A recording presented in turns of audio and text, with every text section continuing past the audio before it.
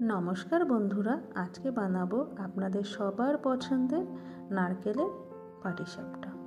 তো প্রথমেই নিয়ে নিচ্ছি ছোটো বাটির 2 বাটি চালের গুঁড়ো, তারপরে দিচ্ছি 1 বাটি সুজি আর হাফ বাটি চিনি।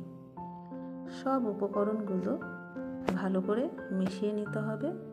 ভালো করে মিশিয়ে নিয়ে ঈষৎ উষ্ণ গরম জল দিয়ে ব্যাটারটা আমি বানিয়ে নেব। এখানে বন্ধুরা আপনারা চাইলে দুধ দিয়েও ব্যাটারটা বানিয়ে নিতে পারেন।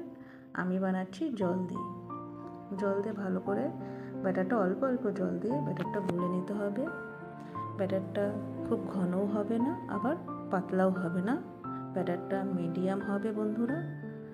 তারপরে ব্যাটারটা বানিয়ে নিয়ে 1 ঘন্টা মতন ব্যাটারটা ঢেকে রেখে দিতে হবে। এদিকে নারকেলের পুর বানানোর জন্য এখানে নিয়ে নিয়েছি নারকেলের মধ্যে দিয়ে দিয়েছি গুড় পরিমাণ মতন, দিয়ে নারকেল আর গুড় দিয়ে একসঙ্গে ভালো করে মেখে নিতে হবে। ভালো করে মেখে নিয়ে তারপরে নারকেলটা জ্বালানোর জন্য আমি বসিয়ে দিয়েছি গ্যাসে।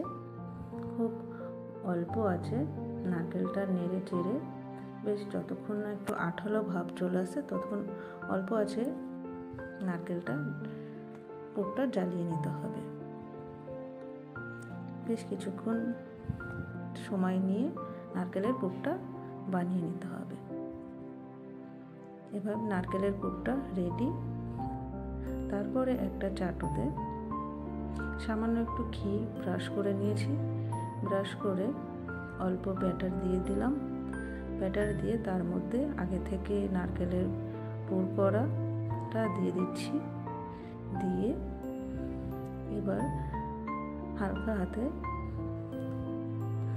আস্তে আস্তে করে বেশ রোল করে নিলেই রেডি আজকে আমাদের পাটিসাপটা। তো বন্ধুরা, রেসিপিটা কেমন লাগলো অবশ্যই কমেন্ট করে জানিও। যদি ভালো লেগে থাকে তাহলে লাইক, কমেন্ট, শেয়ার আর সাবস্ক্রাইব করে নিও।